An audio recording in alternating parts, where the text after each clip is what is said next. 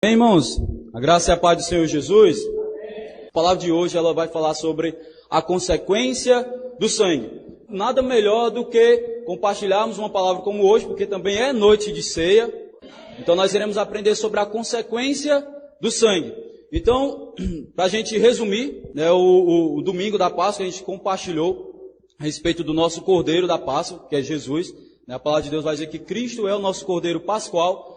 Domingo passado a gente aprendeu sobre a festa dos pães asmos, que fala sobre uma festa de santidade, um pão sem fermento, de não trazermos na nossa vida, depois que nós recebemos a instrução de Deus, depois que o Senhor nos libertou, vivermos novamente com esse fermento do pecado, da maldade. Então devemos eliminar, devemos abolir da nossa vida, amém? Toda maldade, toda malícia, então nós devemos realmente abolir da nossa vida, é uma ordem de Deus, nós devemos honrar o Senhor por isso. E hoje nós iremos falar sobre a consequência, resumir as ministrações para que a gente possa ter o entendimento de poder, o irmão estava falando sobre isso semana passada e agora deu continuidade e agora eu posso compreender, amém? Uma coisa que nós aprendemos, que Cristo, nosso Cordeiro Pascual, então o que aconteceu? Jesus, ele morreu, derramou seu sangue em favor de cada um de nós, nos libertando, nos comprando novamente para Ele, porque nós éramos propriedade de Deus.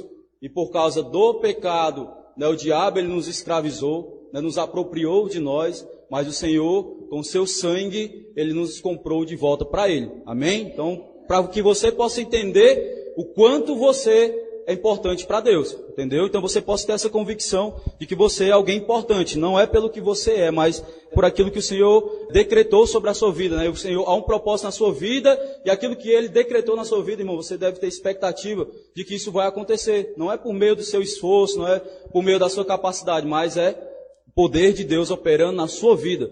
Quando o Senhor disse para Abraão, para ele sair da terra, sair da sua parentela, da casa do seu pai, ele estava dizendo assim, eu te darei nações, eu te farei ser conhecido, te farei abençoado. Então o que é que podemos entender com isso? É o Senhor dizendo assim, eu tenho poder para fazer isso na sua vida.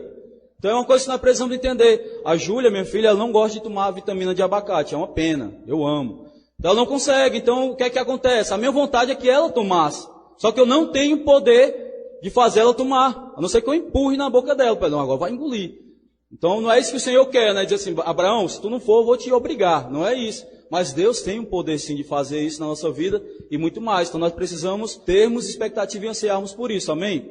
Então nós precisamos entender aquilo que o sangue fez, Ele nos comprou, Ele nos salvou de toda condenação e também da ira de Deus, pela morte do Cordeiro e pela sua ressurreição e pelo seu sangue, Ele nos libertou, nos salvou, nos comprou, e aí vai, nos apropriou, fez de nós a sua propriedade e nos trouxe proteção. Então hoje nós vamos focar, o nosso centro é a respeito do sangue.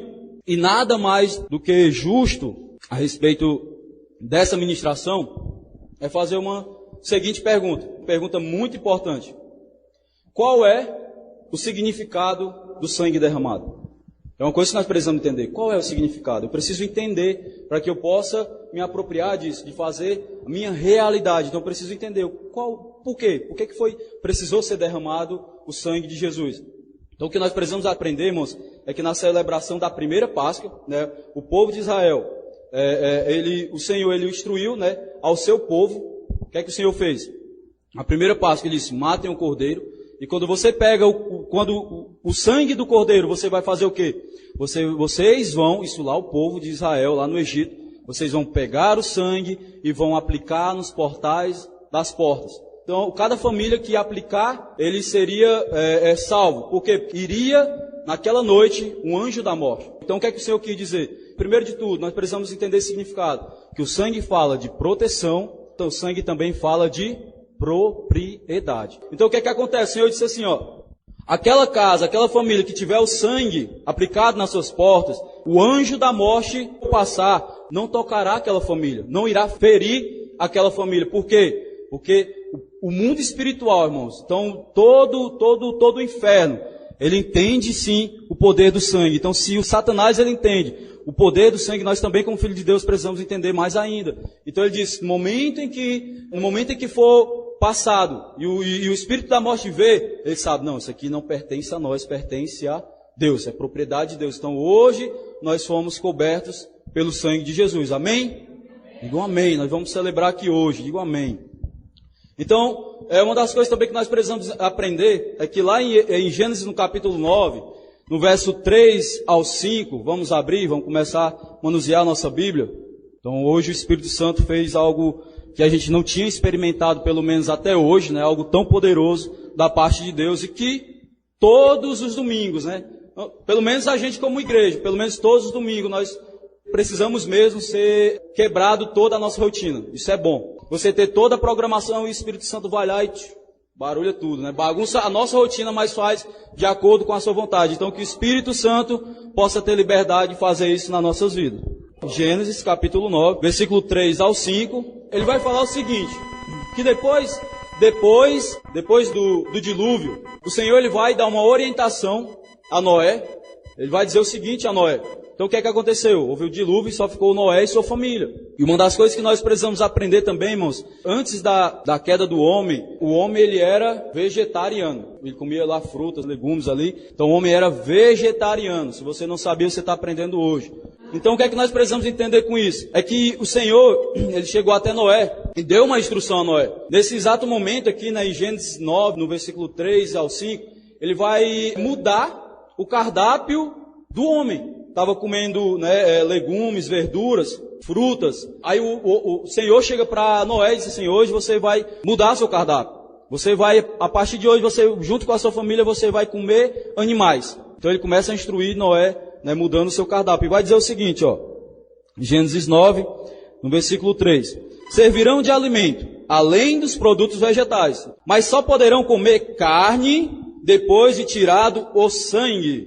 Por quê? Porque o sangue é vida. E ninguém tem direito de tirar a vida de nenhum ser humano. Um animal que matar um homem terá de ser morto. E a pessoa que matar algum ser humano terá de ser morta. Porque matar um ser humano é matar um ser que foi criado segundo a imagem de Deus. Então o que nós precisamos entender aqui, qual o significado do derramamento de sangue? E aí responde a nossa pergunta, o Senhor diz, por quê? Porque o sangue é vida, porque o sangue representa a vida. Que essa mesma orientação ela foi dada antes da lei, amém? Então foi dada antes da lei essa orientação, como também ela foi aplicada também na lei.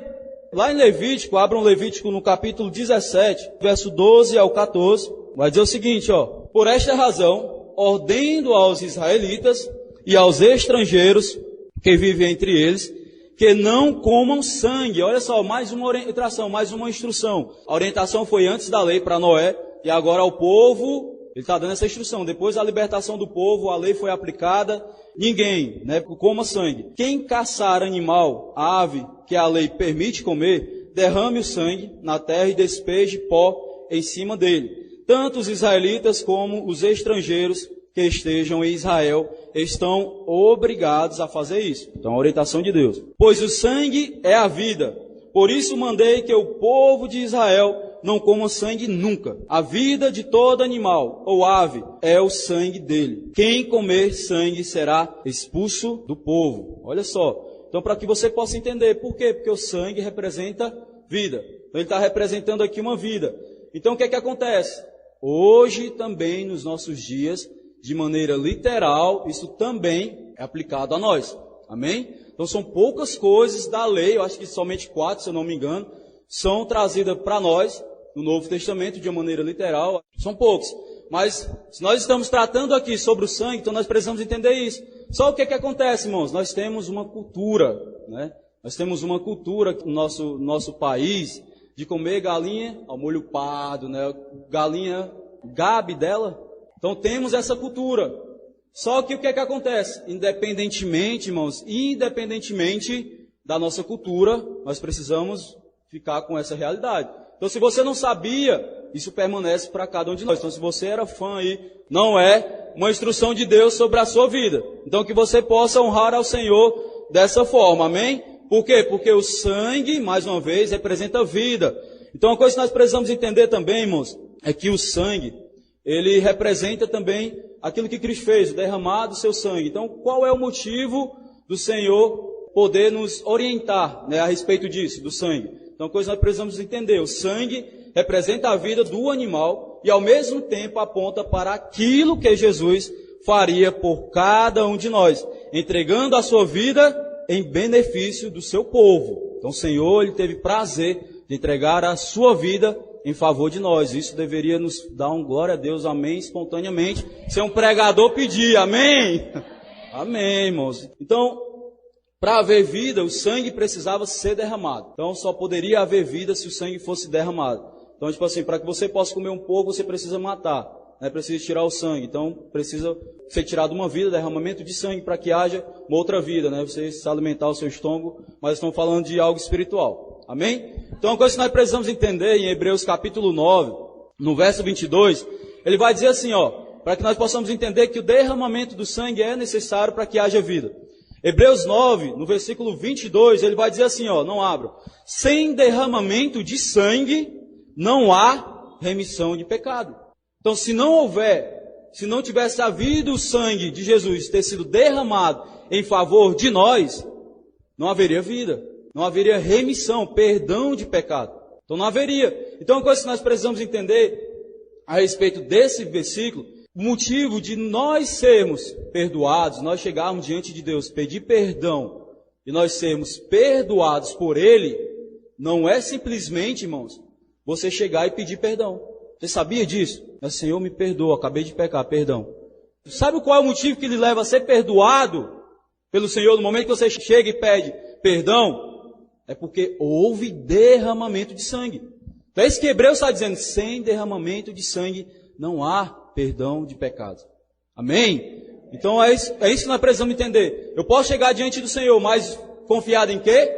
No sangue que foi derramado. Hoje nós iremos celebrar isso. O sangue de Jesus foi derramado ao nosso favor. Então no momento em que eu confesso o Senhor, eu tenho confiança. Eu preciso confiar naquilo que o sangue me proporcionou. Me proporcionou o quê? Perdão de pecado. Eu posso ter ousadia diante de Deus. O sangue do Cordeiro me lavou de todo o pecado. Amém? Oh, Jesus. Então, o Senhor Jesus, Ele nos substituiu. Ao derramar seu sangue, Jesus estava pagando uma dívida que não poderíamos pagar. Olha só, uma dívida tão alta, Cristo pagou por nós. Então, irmãos, nós sabemos que desde o Éden, nós entendemos que o salário do pecado, ele é a morte. Por quê? Porque o Senhor instruiu Adão, falou, né, se você comer, né, da árvore do bem e do mal, você irá morrer. Então, fala-se de uma morte espiritual. Então, até então não havia morte. Então, depois do momento que o homem pecou, comeu do fruto, o pecado entrou no mundo, né, a natureza serpentina entrou na natureza humana e nos delimitou, fazendo com que as nossas células a cada dia venham a morrer. Amém? Porque a cada dia nós estamos morrendo. Amém? Nosso corpo está morrendo, mas nosso espírito vive para sempre. Amém? Por meio desse sangue. Vamos continuar. Aqui encontramos, irmão, um problema seríssimo para mim e para você. Por quê? O autor de Hebreus falou, sem derramamento de sangue não há remissão, não há perdão dos pecados.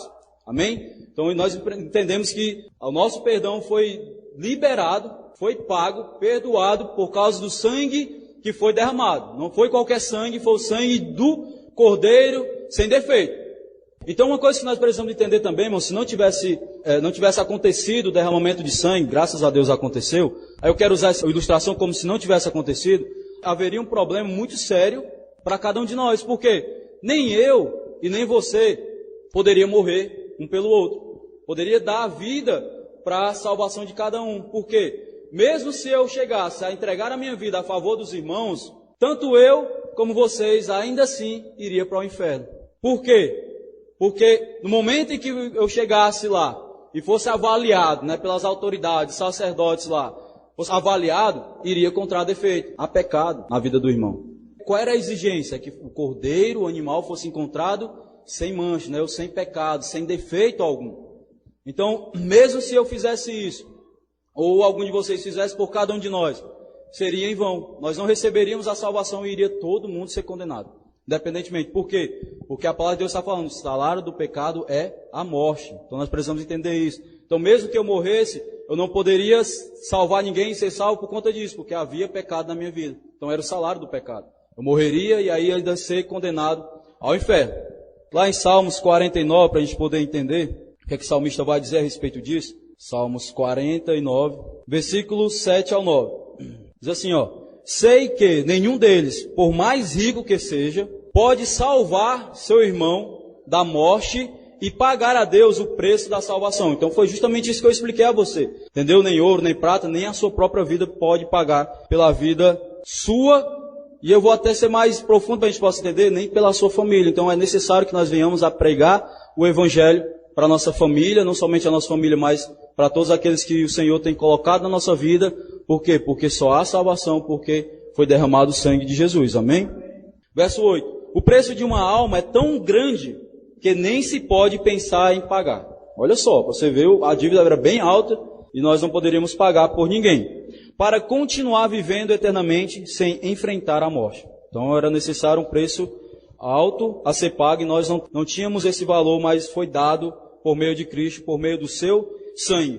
E uma coisa que nós precisamos entender agora, é uma passagem que está lá no capítulo 5 de Apocalipse, no verso 1 ao 9, vai falar a respeito de uma expectativa que havia no céu, a respeito de um livro que estava selado com 7 selos. E aí o que é que acontece? Também houve ali naquele momento um desespero. Houve um desespero por quê? Porque um dos líderes disse que não havia ninguém na terra, nem no céu, nem debaixo da terra digno de abrir esse livro. E aí depois alguém vai e diz que o Cordeiro era digno de abrir esse livro. Apocalipse, no capítulo 5. Vamos abrir Apocalipse capítulo 5, irmãos. Apocalipse capítulo 5, do verso 1 ao 9. Apocalipse, o último livro da Bíblia. Amém? Diz assim, vi na destra do que estava assentado sobre o trono um livro escrito por dentro e por fora, bem selado com 7 selos. Vi também um anjo forte, clamando com grande voz: quem é digno de abrir o livro e de romper os seus selos? E aí o que é que diz verso 3? Ninguém no céu, nem na terra, nem debaixo da terra, podia abrir o livro, nem olhar para ele. Eu chorava muito. Aqui foi João que escreveu o Apocalipse. Olha só o desespero de João. João era alguém que andava com Deus, tinha intimidade com o Senhor. Onde o Senhor ia, João estava lá, deitava no peito de Jesus, né? Ali estava sempre ouvindo as instruções de Deus, mais perto do que os outros discípulos. E depositou a sua confiança nele, crendo de que ele iria salvar cada um de nós, né? Na verdade, eles na época. E aí o que é que acontece? João começou a chorar, porque eu coloquei todas as minhas expectativas nele, e estão dizendo que não tem ninguém no céu, nem na terra, nem debaixo da terra, digno de abrir esse selo. Então João começou a se desesperar. Por quê? Porque ele teve revelação de que as pessoas iriam para o inferno.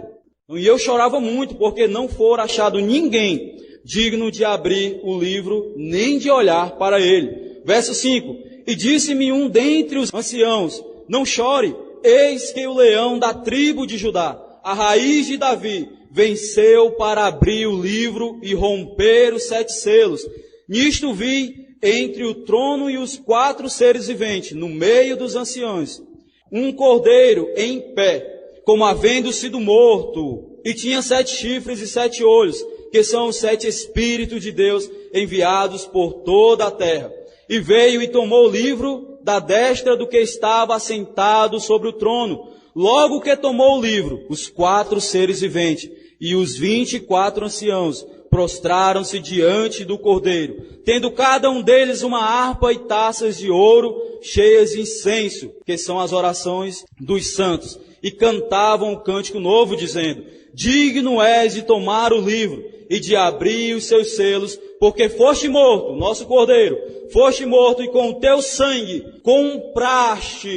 compraste para Deus homens de toda tribo, língua, povo e nação. Então é isso que nós precisamos entender. Houve o derramamento de sangue. Então os céus se alegraram, houve cântico de celebração, aquilo que o Cordeiro fez, o nosso Cordeiro Pascual, no qual foi revelado para todos nós. A palavra de Deus vai dizer que antes da fundação do mundo ele já existia, mas ele foi manifesto, revelado em tempos recentes, para que pudesse ser salvo. Havia um propósito de Deus, havia um plano estabelecido por Deus, mesmo se o homem caísse. Então Deus já tinha preparado um plano a favor do seu povo, e o seu sangue foi derramado e nos comprou para Deus.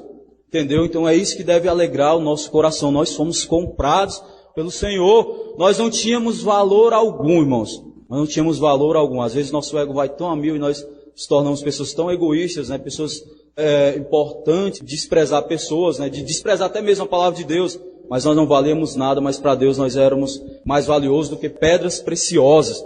E Ele foi além e pagou com a sua própria vida. Seu sangue foi derramado e nos comprou para Ele. Amém? Então isso deve alegrar o nosso coração. Só que aí tem um detalhe, irmão, muito importante. Se Jesus, Ele é Deus, então Ele não poderia morrer. Jesus, Ele não poderia morrer. Homem algum poderia matar o Senhor. Então Ele precisava ser morto. A favor de nós, Ele precisava ser morto. Para Deus não, se Ele tivesse, não quero morrer por essas pessoas, Ele poderia voltar de boa para o céu. O Pai ia receber Ele de volta. Para você ver o amor de Deus sobre a sua vida.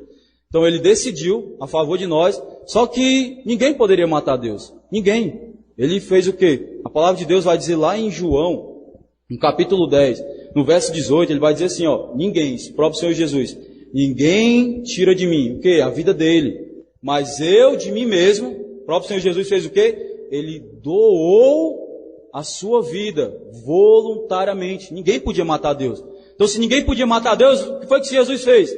Eu mesmo me rendo, eu mesmo me entrego a favor do meu povo. Eu vou entrar na morte, meu sangue vai ser derramado a favor do meu povo, por quê? Por amor a cada um de nós, irmãos. Isso deve alegrar o nosso coração. Devemos celebrar o Senhor todos os dias. Mesmo nos dias difíceis, nós devemos abrir a nossa boca e louvar ao Senhor. Muitas vezes nós damos razão demais às circunstâncias. Muitas vezes nós damos razão demais ao problema, à briga de casal. Muitas vezes à perseguição de alguém da sua família. Nós damos razão, não, eu louvo a Ti, Senhor. Mesmo pelas circunstâncias, mesmo por eu estar indo contra a correnteza, eu Te louvo por aquilo que o Senhor fez na minha vida. Então é isso que deve alegrar o nosso coração, irmão. Encher o nosso coração de fé a respeito disso. Então Jesus, Ele nos substituiu pagando o preço do pecado em resgate de nós. Mas Ele não só nos resgatou, como também nos deu vida. Olha só, Ele não só nos resgatou, mas Ele também nos deu vida. Por quê? Porque o sangue representa o quê? A vida. O sangue derramado é vida. Então todos aprenderam aqui. Isso é importante. Se você quer ter vitória, tem a revelação do sangue do Cordeiro.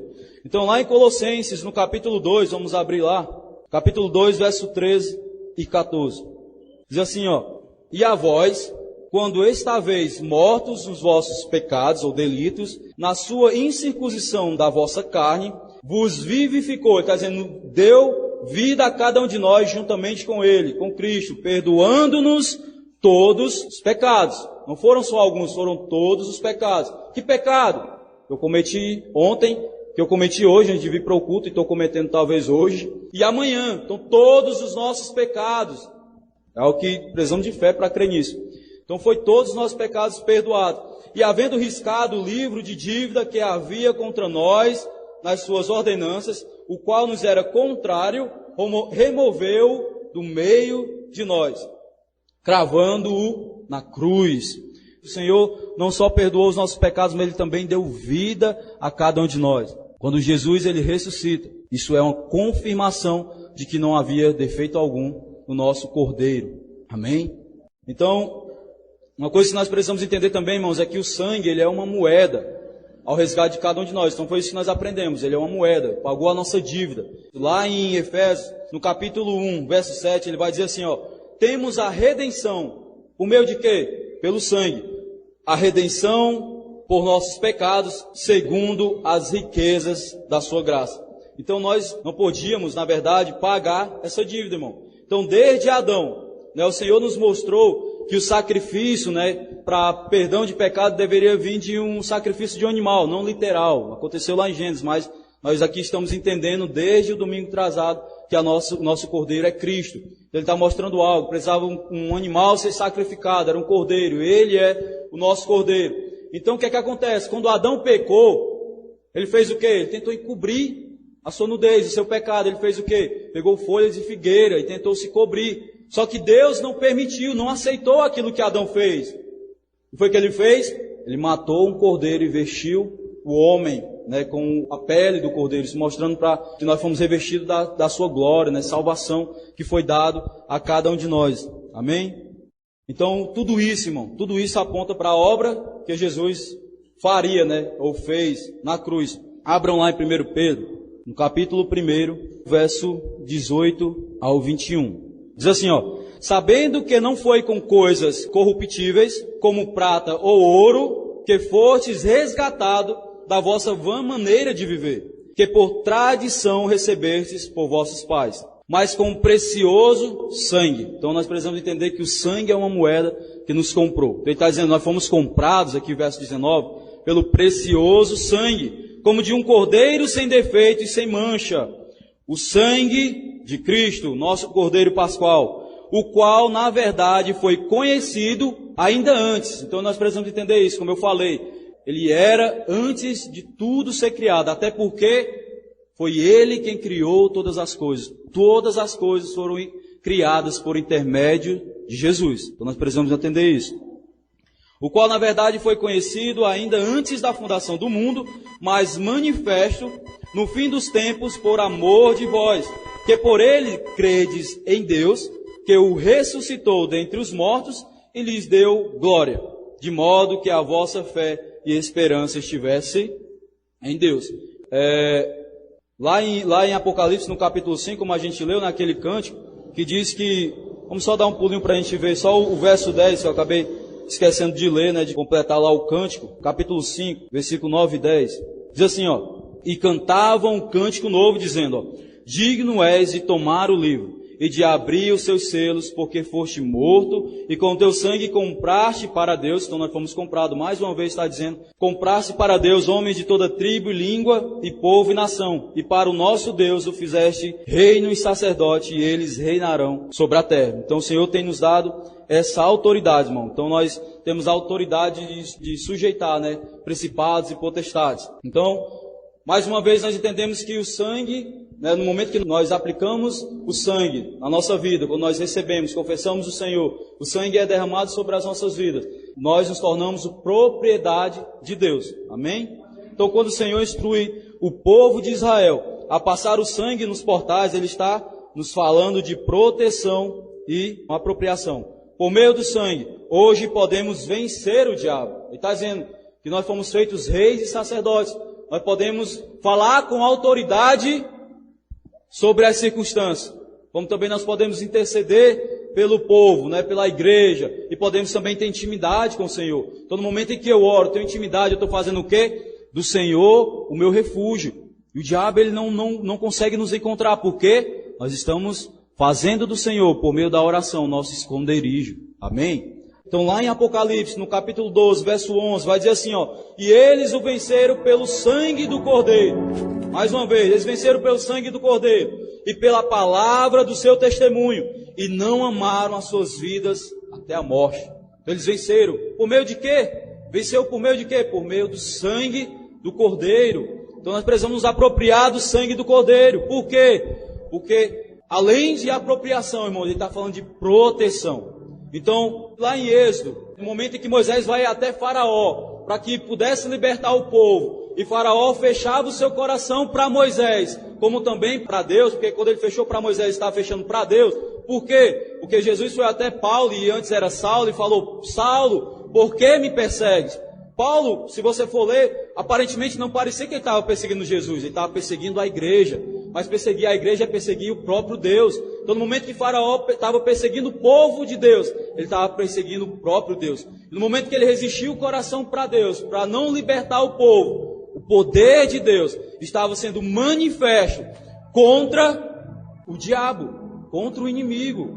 Mas o poder de Deus sendo manifesto a favor de cada um de nós. Amém? Então lá em Êxodo, nós vemos o poder de Deus sendo manifesto contra o Egito. E Faraó depois da Páscoa, quando os primogênitos do Egito, dos egípcios, né, e os primogênitos dos animais foram mortos ali, Faraó endureceu seu coração contra Israel, ele o perseguiu com seu exército. Então, se a gente for entender aqui, o diabo com seus demônios, perseguiu o povo de Deus, mas Deus fez com que eles fossem engolidos pelo mar. Eles foram engolidos, poder de Deus contra o diabo, contra aqueles que se levantam contra os filhos de Deus. Amém? Então podemos fazer esse mesmo paralelo, irmãos, lá em Colossenses, no capítulo 2. Agora nós vamos ler o seguinte, só o verso 15. Diz assim, e tendo despojados os principados e potestades, tendo destruído, irmão, toda a autoridade do diabo, sabe, todo o poder do inferno, todo o poder de Satanás e dos seus demônios, é isso que a palavra está dizendo, os exibiu, os expôs publicamente, olha só, e deles triunfou na mesma cruz. Então o que é que isso está dizendo? Que na cruz o Senhor venceu o diabo e os seus demônios, ele triunfou, sabe, ele expôs os demônios ao ridículo. Por quê? Porque ninguém pode mais do que o nosso Deus. Então existia lá no Velho Testamento o seguinte, Josué, toda vez que Josué ele vencia o inimigo, sabe o que acontecia? O inimigo ele era arrastado pelo exército e levado até o povo, que podemos dizer que era a congregação, e depois Josué fazia sabe o quê? Pisava na cabeça do inimigo para demonstrar autoridade, vitória. O Senhor venceu e o Senhor também nos deu essa vitória, Ele nos garantiu essa mesma vitória, amém? No Antigo Testamento, uma coisa que nós precisamos também entender, havia muitas lutas contra povos inimigos, você via mesmo morte lá de pessoas, mas a palavra de Deus vai dizer o seguinte, que a nossa luta hoje não é contra carne e nem sangue, é contra principados e potestades. Vamos confirmar isso lá em Efésios, no capítulo 6, irmãos, verso 12 a 13. Pois não é contra carne e sangue que temos que lutar, mas sim contra os principados, contra as potestades, contra os príncipes do mundo destas trevas, contra as hostes espirituais da iniquidade nas regiões celestes. Portanto, tomai toda a armadura de Deus, para que possais resistir no dia mau e, havendo feito tudo, permanecer firmes. Então, o que é que ele está dizendo? Que a nossa luta não é contra carne e sangue, mas principados e potestades nas regiões celestes. Então, como é que eu venço? Resistindo. Como? Orando. Eu preciso abrir a boca e orar. Essa é a minha arma, é a palavra de Deus, é declarando a palavra de Deus. Amém? Então eu preciso me apropriar disso. Então ele está dizendo assim, portanto, tomai a armadura. Mas mesmo quando você vencer o seu inimigo, os inimigos que se levantam contra você, permaneça firme. Permaneça firme. Por quê?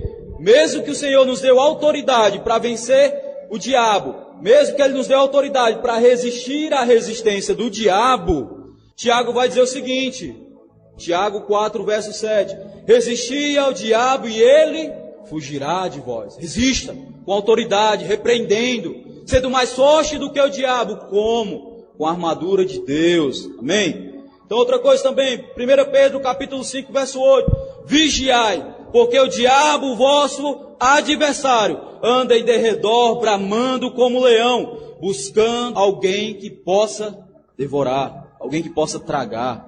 Uma coisa que nós precisamos entender, o sangue também nos libertou de todo o cativeiro, mas também seu sangue nos comprou e hoje nós pertencemos a Ele. Amém? Muitas vezes, quando nós temos esse entendimento, muitas vezes alguns pensam de maneira errada.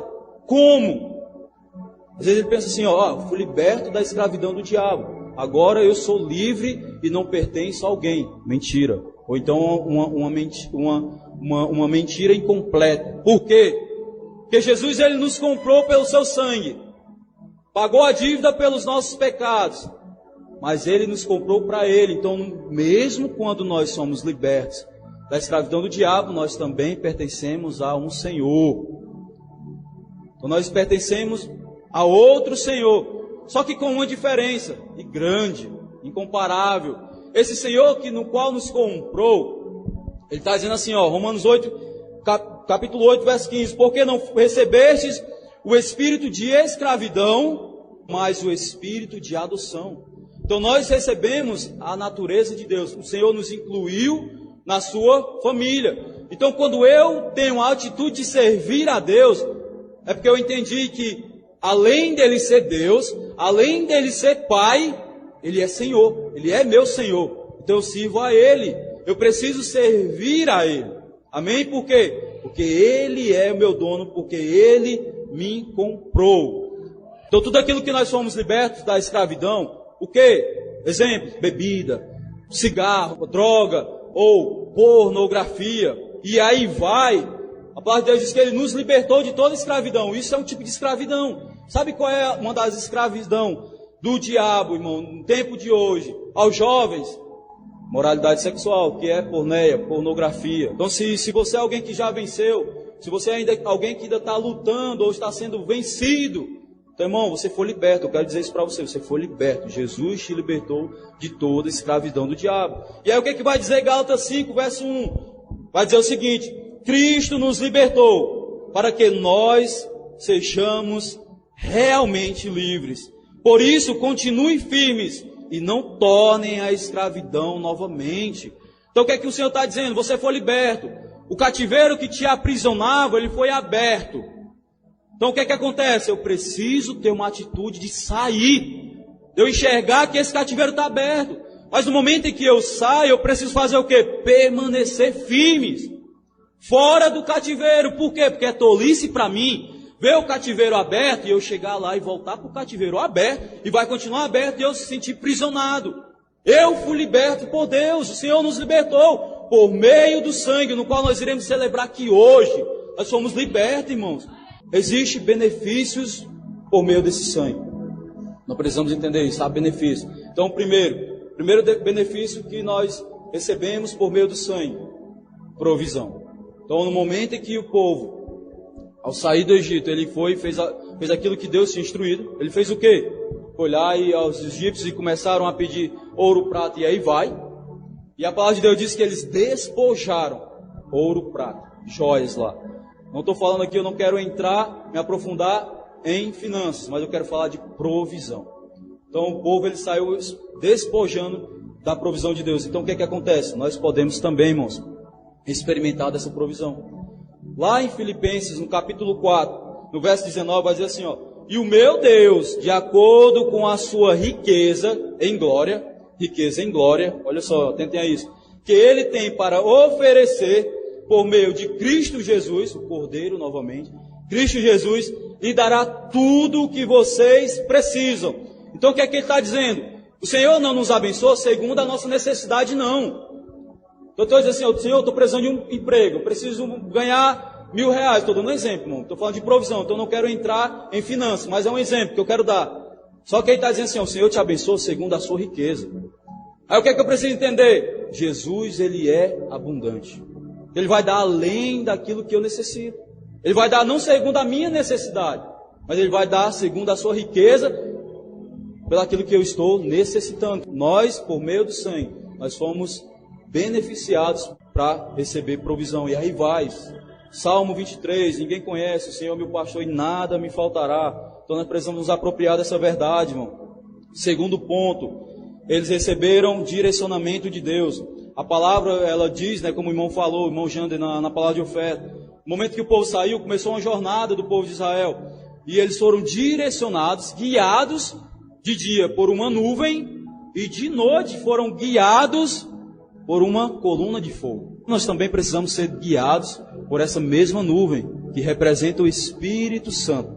Nós precisamos ser guiados. Por quê? Romanos 8, verso 14 vai dizer o seguinte: os que são guiados pelo Espírito são filhos de Deus.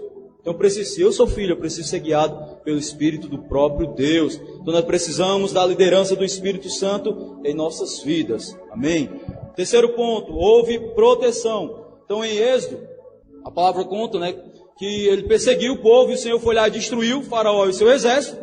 E aí depois ele vai dizer o seguinte, lá nos capítulos posteriores, ele vai dizer o seguinte, ó: se vocês obedecerem ao meu mandamento, e ainda hoje ainda existe, não estou falando dos mandamentos da lei, ele fala assim, ó: se vocês obedecerem ao meu mandamento, eu vou livrar vocês do inimigo, eu vou perseguir aqueles que perseguem cada um de vocês. Eu vou te trazer proteção, eu sou o Senhor dos Exércitos, um Deus que nunca perdeu uma só batalha, eu estou a favor de vocês. Então obedeçam a minha instrução. Então é uma coisa que o Senhor está dizendo para que eu possa receber a instrução de Deus. O que é que me faz quebrar essa aliança de Deus? Pecado. Então abomine da sua vida o pecado. Não estou falando que você não vai pecar, vai, você se arrependa, Senhor, perdão, imediatamente. Não viva com um pecado de estimação na sua vida.